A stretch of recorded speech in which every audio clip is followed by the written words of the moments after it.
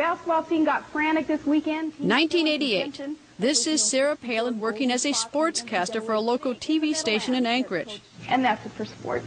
When she wasn't reporting, the newlywed helped out with husband Todd's commercial fishing business. Well, of course, we do the rod and reel fishing, you know, sport fishing for sport, but we also commercial fish, so we're out there on the water with our nets. It's a family event. She picks fish for me in the summertime, so ask her who's dominant. He's the meanest, most dominant boss you'll ever be privileged to work for when we're out on the water. So for the last 20-some years, I've got to call myself a commercial fisherman. We're raising our kids to be that next generation of fishermen.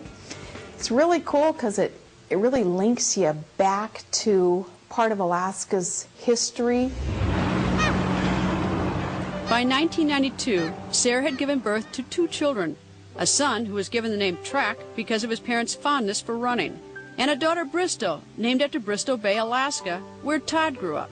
Some days, you know, there's some confusion, there's a lot of energy, a lot of activity, but thank the Lord, I have a very supportive family, a large family, tremendous amount of help all the time by grandparents, aunts and uncles.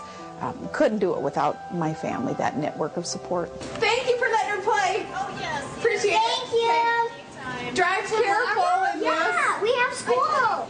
2 years after Bristow was born, Sarah launched her political career when she ran for Wasilla City Councilwoman. So I signed up for the PTA because I wanted to make my kids' public education even better. And when I ran for city council, I didn't need focus groups and voter profiles because I knew those voters and I knew their families too. There's a pretty cozy relationship between politics in Alaska and the people that bring the money that create the jobs, which is mostly the oil industry. Professor Stephen Haycox teaches American cultural history at the University of Alaska, Anchorage. But in 1992, Sarah Palin ran on a campaign of the new sales tax for this little community of Wasilla. And amazingly, in this conservative no-tax environment, she won. She won, I think, because she's attractive.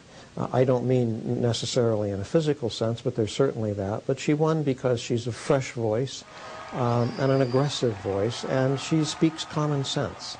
She also has unfailing political instinct and perhaps a lot of good luck. She went door to door to people and talked to them about what they wanted in city government or in Wasilla.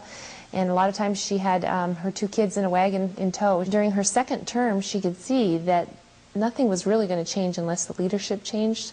And so she ran for mayor. And she won fairly handily. That was in 1996. She won the election by knocking off a 3-term incumbent. I was elected mayor of my hometown, where my agenda was to stop wasteful spending and cut property taxes and put the people first. Sarah was 32 years old, earning $68,000 a year. We're not going to do that. She had served for 2 terms. Over the next 6 years, she'd take Wasilla by storm. Her dedicated, fierce, and no-nonsense approach led to the revival of her old high school nickname, Sarah Barracuda. One of the first things she did was to call for the resignation of a number of people because she wanted her people in place. And part of the reason that she did that certainly was to push her social conservative agenda. And what she was doing was exercising her right and her privilege as the mayor to replace those people. Close friend Judy Patrick met Sarah when they dropped their children off at preschool. She was also Palin's deputy at City Hall. And so as a formality, she asked them all to submit letters of resignation, which somehow was interpreted as firing everybody. When she was elected, I think she was also replacing what was at that time considered somewhat of an old guard. And they were on a path for development and spending a lot of the taxpayers' money, which she's loath to. And she basically upset their apple cart. It's my favorite part of the day. It really is. Hi, little kid!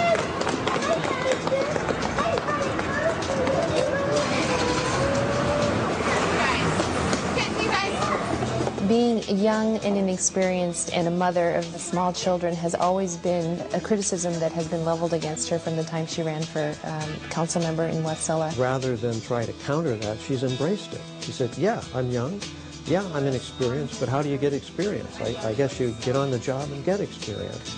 And it has worked. It has worked because she's aggressive, she's intelligent, she's courageous, she's utterly fearless. She knows what she wants. She's a very focused and driven individual. Diane Keller succeeded Sarah as mayor of Wasilla. That's what Sarah's all about. If she wants to do something, she will work really hard. She rolls up her sleeves and she gets the job done. With Palin at the helm, Wasilla boomed. She relied on sales tax revenues to fuel growth. During her tenure, the city's operating budget increased by almost $2 million. She improved infrastructure and beefed up the local police department. Thank you for your good service. There was also reason to celebrate at home. Say bye-bye. I'll call you right back.